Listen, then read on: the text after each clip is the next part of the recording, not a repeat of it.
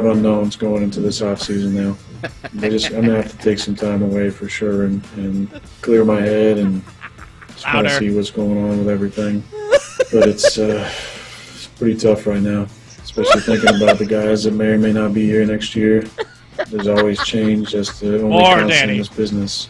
It's really tough to get to this point. Really, really tough. Especially with it only being one bye week in the playoffs. More cackling. It's a grind just to get to this point. And Cackle that makes for me. the finality of it all kind of hit you like a ton of bricks. You know those points when they say, like, oh, the anticipation of something is never actually as good as when it actually happens? Wrong. Incorrect. Completely untrue. Because my entire rationale for wanting the Bucks to win, I don't particularly care for Bruce Arians. I am totally sick of Tom Brady. And I'm not even going to sit there and knock him and say, he's a great player. I'm sick of hearing everything about him. I feel like I've learned everything I need to know about Tom Brady, and I rooted for them and was happy that they won simply because I wanted to hear dauber down Aaron Rodgers. Like, I wanted to hear Aaron, I don't really know, because he sulks. His sulk is so fantastically passive-aggressive. Like, he does it, he won't hide it, and he won't be, like, when Peyton Manning lost, like, there were times that you knew it was killing him, but he was reciting the appropriate script, and he was falling on the sword, and you're like, I know I don't believe it, but he's saying all the right things. Rodgers can't even do that. And that sort of... The cackle. Thank you. I love it. It was so good. This is going to be really tough to swallow. Tell me more. Tell me more, Aaron. Tell me how hard this is going to be. I want to hear it. They are 28-8 over the last 2 years, including the playoffs, with 2 first-round byes and 2 NFC Championship appearances. And I think the best part of all this, given where we were Friday, hearing how happy Aaron Rodgers was,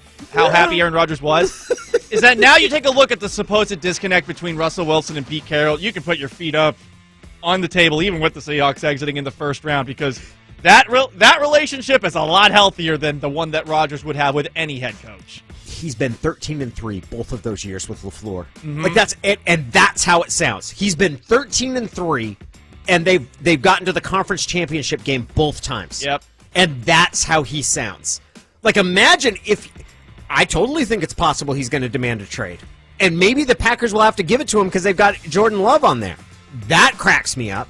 And if he doesn't get traded and he stays there, what if they start off 2-4? He's going to be dauber down in the middle of the season. It's going to be fantastic. Don't you think he's just being a baby right now? And again, who wouldn't be after a season-ending loss like that? I have no fault with anybody who's upset after a loss, especially where there were some situations that could have been handled differently. I think Aaron Rodgers likes the situation he has in which nothing is ever his fault. Yes, I think that he is way more comfortable in that situation than he would ever admit, because there's not real pressure on him in the sense. There's a little bit of how Felix was when he was the starting pitcher here, and he was a dominant ace starting pitcher. He was awesome. But there was never any real pressure on him because the team around him wasn't very good. And I don't think that Felix... I'm not somebody that believes Felix decided to stay here because of that, because he didn't like... But there's a comfort in that. Everybody's going to know that, hey, if we didn't have him, we'd be nowhere. And Rodgers likes that. So I think it leads him to play it up a little bit, where he's like, I'm just going to have to go stare into the oblivion and ponder the meaning of life after this because I'm so disconsolate. And he's going to wait because he wants everybody to go, Aaron, don't go. We need you here. Like, he wants to be the savior. Or maybe he has been out of shape enough that he wants to go on.